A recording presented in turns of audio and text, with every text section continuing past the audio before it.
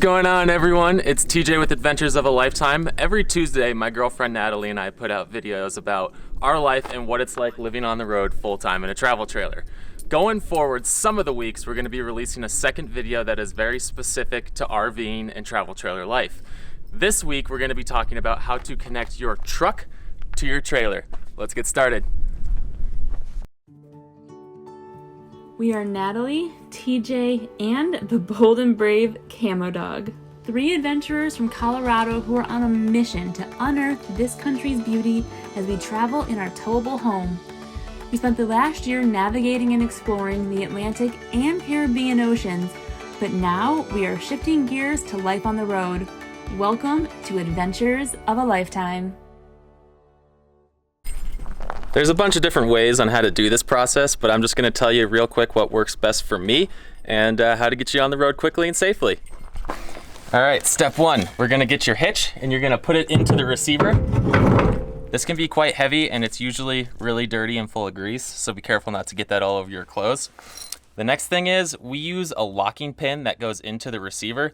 This actually locks with a key so nobody can actually steal it from your truck. It's one of our favorite things.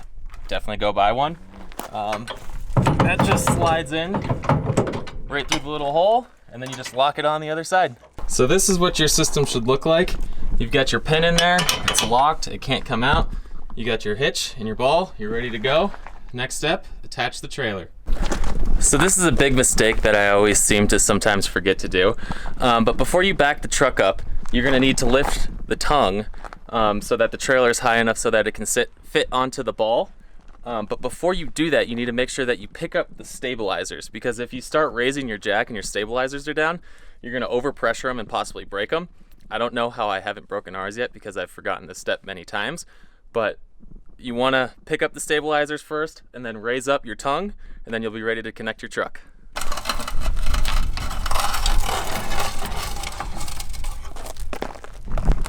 And you're gonna do that 3 more times.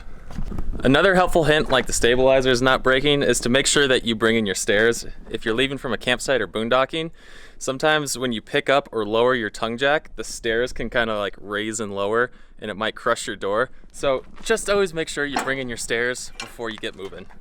Okay, so once you have your stabilizers up and your stairs in, we're gonna raise the tongue up so that it's high enough and has enough clearance to get onto the ball. We have an electric one, we just replaced this with a hand crank one. But at this point, you're just going to extend it upwards until it's high enough to go onto the ball. Once you've got your tongue raised, you're going to make sure to take out the locking pin.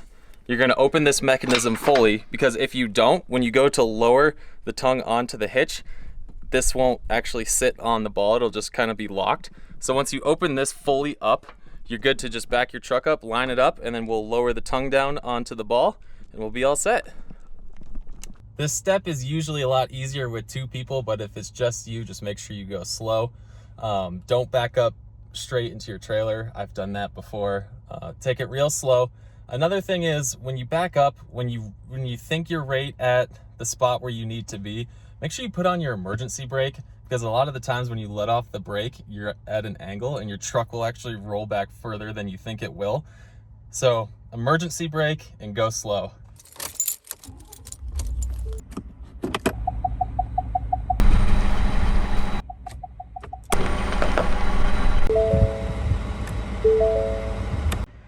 So what I like to do now is get out of the car, see where we're at. Got to go a little bit further. Okay, now that we're all lined up, we're just gonna lower the tongue onto the ball. It doesn't always have to be perfectly lined up. This can kind of have a little wiggle room and you can kind of push it back and forth onto it. But just make sure that this locking mechanism is fully open. Something that happens to us a lot, is the tongue doesn't sit perfectly on the ball. And that's not a huge deal. So what you need to do is you need to bring the tongue jack all the way up, and then you'll take your truck out of, you'll take the emergency brake off the truck, and you'll either rock it back and forth until you're able to push this locking mechanism on, or what you can do if it's really not wanting to slide on is you just put the truck in drive and just pull it just a little bit forward, and that will straighten everything out. Then you'll be able to lock this. But once you have the tongue on the ball, it is important that you put this back into its locked position, and then do not forget to put the pin in and lock it off. From here, you're gonna bring up the rest of the tongue all the way. Okay, if you've made it this far, you're doing great. You've got your trailer attached to your truck. It's locked on there. All your stabilizers are up. You're almost ready to go. The next step is you want to take your chains and you want to cross them. You want to make sure that they're fully crossed and then they just lock underneath the truck. This is what your chain should look like crossed. And then they just attach down there from above. And trust me, it's imperative that you have these chains crossed. So when you have that part all done, you're gonna grab your breakaway cable, and that actually clips on to the same place as your chain down here. And that way, if anything happens, this will disconnect and your trailer will come to a stop. Okay, this might look a little different than your setup because we do not have a sway bar. We have an Anderson hitch. Pretty sure it's a similar concept, but we have an Anderson hitch, so this part might look a little bit different. What you're gonna do is you're gonna take your bolt, stick it through this hole, and you wanna keep this real loose right now. Just like 1 or 2 little turns on this nut down here. But then you'll be able to take this. Always make sure you put your locks down so the bolt just can't fall out. So if for some reason this does come out, it has to really shake out of there. Then that just attaches there. Again, bolt on top, screws down, and then you'll do the same thing on the other side. Once you got those both attached, you can take your electrical system and plug it in at this point. Just slides right on into place. So when you have your chains on, what you're gonna do now is you're going to tighten them up to get all of the slack out of here, and you're gonna want it to look symmetrical on both sides. So now that that's tight, you're gonna go to your other side. So if you've made it this far, you're doing great. You're almost ready to go. You've got your trailer fully attached to your truck, your weight distribution set up, everything's locked, your tongue jack's raised, you're just about ready to go. You're gonna walk around the trailer, you're gonna pick everything up, you're gonna check your tires. I'll show you how to do that. And then the last thing you'll do is you'll go inside and you'll make sure everything's locked away in there. And I'll have Natalie show you how she does that in there. But for now, just clean everything up around your trailer and you're almost ready to go. Okay, this step is very important. Always do this before you go. Check your tire pressure. On the actual tire, it should tell you what your PSI should be. So you just need a little tire pressure reader and you're gonna put it right into that little nozzle. Check your reading, make sure you're within your range, and you're all good. Okay, this is the point where if you have any hookups, you're going to do your dumping. We are not hooked up to anything at the moment, but right now is when you would dump your black tank first, and then do your gray tank. That way it can kind of clean your hose out as everything comes out. Disconnect your electrical. Make sure that everything on the inside is turned off, and that it is ready to be disconnected. But you'll just disconnect your electrical. Make sure your propane is all turned off. Another very important thing to do here is to turn off the water heater on the outside. If you leave it on and there's no water actually in the water heater, it'll just burn up the element and ruin it. So just make sure that you always turn off your water heater before you go. Once you have your electrical connected, you want to make sure that the connections actually work. So you're going to want to go in there, have a partner for this. It makes it so much easier. Check your brakes, both your turn signals, and all of your hazard lights. Just make sure everything works because when you're underway, the last thing you want to deal with is a broken light. I'm going to have Natalie go over what she does on the interior to make sure that you're ready to go on the inside as well, because that is just as important. Hello. So usually we divide and conquer as our strategy for getting the travel trailer ready to go. TJ typically does the outside, I typically do the inside. Sometimes we do it together, but my piece of advice is pick an area and have that be your area to check off, because times that we've done it together, we have neither one taken ownership for a space and then have forgotten things. So he does the outside, checks it all over, I do the inside, and then at the very end we swap and just check each other's work. But that's my first piece of advice. If you're doing it solo, just have an order in which you do things that you don't forget. We do the outside first typically and then the inside, because if you come inside to grab something and you already have like mentally checked off that you've done the inside, you might forget something. So when I'm doing the interior, there are typically 5 things that I am going to check and make sure that I have completed. 1 is that the cabinets are closed. 2 is that the cabinets are secured. 3 is that everything inside of the cabinets is organized well so that they aren't going to shift around underway and potentially break. Number 4 is that all the decorations are down, or just whatever could fall off the walls is down and in a safe place. And number 5 is that I checked for the floor to make sure we didn't leave anything on the floor that's going to slide around underway. So for the cabinets, you want to make sure that they are closed. Everyone has a different style of cabinets. I understand that. Ours are just simple, like you push it and they kind of lock closed, but we did have them open while we were off-roading, and after posting in some Facebook groups, I've learned this has happened to a lot of people, and they've had a lot of things crash down on the floor and break. So if you don't latch your cabinets, start doing it before it becomes an issue. It's not an if, it's a when, is what I have found out. Lots of different options. Some people use pet collars from the dollar store. People use things like these, which is what we use. Other people use baby locks. There are a plethora of things you can use to secure your cabinets, especially based on the handles you have and how much space you have in between them. But anywhere you have a cabinet or cabinets where they're close together and you can secure them together, I suggest doing that. And this is what we do. This one's a little bit longer, and this one was just cut shorter for something else. So I twist them together, string them through, secure them like that. Yes, the cabinets can open slightly still, but nothing is going to fall out, and we have organizers inside, so you can't really have anything fall out. They're stuck closed now. So I'm gonna do that to all the other cabinets that also can latch closed, and that'll be our first step. Make sure your refrigerator door is latch closed. One time we thought ours was closed and it was not, and it opened underway. So just make sure that you hear that latch.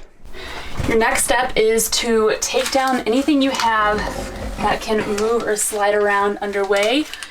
We just store these on the bed, so we just make the bed, get it all set, and then whatever decorations and other big objects we have, we just throw it on the bed and put it there while we're underway, and that seems to work for us.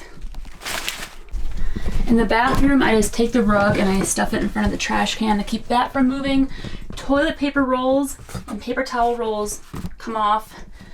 Everything in here is all set to go. Cabinets are closed. Oh, the 6th thing I checked for, which TJ just reminded me, is that all of the windows are closed, including your skylights. And then some people travel with their shades up or their shades down.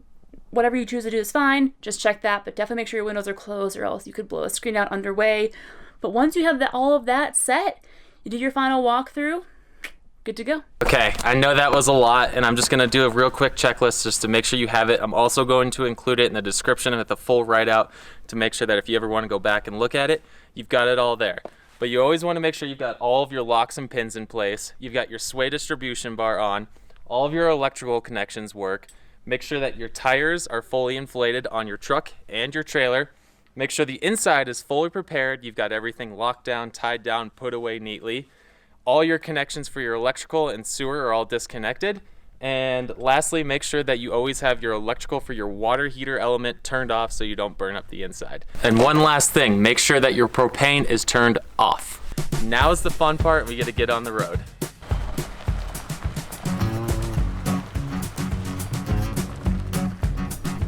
This is the part you've been waiting for. You've got your trailer connected, you're going out on your first big adventure. You gotta roll your windows down, you gotta turn your music up loud so your neighbors can see how much fun you're going to have, and just enjoy the drive. We'll show you how to disconnect when we get there. Got it. Okay, we have made it to our destination. Now I'm going to keep my foot on the brake. We've backed into our spot, and Natalie's gonna go get the wheel chocks. We found that this works best because when she puts in the wheel chocks and then I let off the brake, the trailer stays the most stable that way.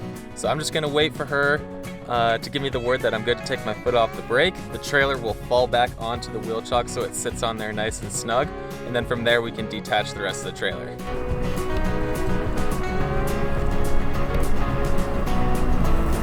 Now we're just gonna make sure that the trailer is level. We actually use a leveling chalk This is an important thing. It's actually got another piece that comes into it on the other side. But if one side of the trailer is dipped pretty far over, you just roll up onto this on one side and it'll actually bring the trailer up a few inches to get you level. We're actually level right now, so we don't need this. So we'll begin bringing the tongue jack down, and then from there we'll just disconnect the trailer from the truck. Okay, so this process is pretty much the exact same as putting it all together, just the opposite.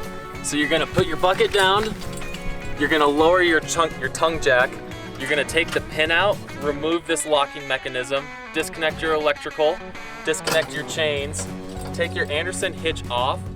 When you put the tongue jack down, that'll release the pressure that's a part of the chain, so you'll actually be able to get it undone. And then from there, you're just gonna put your stabilizers all down, and then you're done.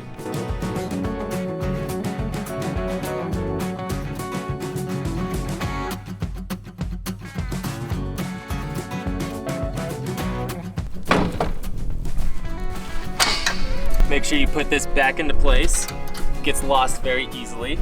And then once you have enough clearance here, you can drive the truck on out of here, lower the tongue to make sure that your trailer is level front to back.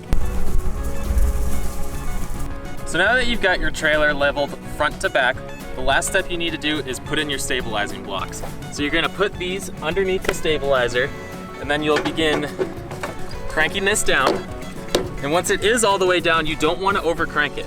You want to use more blocks because that means you don't have to crank this all the way down. And when the stabilizer is actually fully extended, it makes it weaker. So the more blocks, the better. So you're gonna get it snug, and then just +1. And that's it. Thanks so much for watching. If you guys have any questions, feel free to ask in the comments. I hope you found this video super informative, and yeah, safe travels.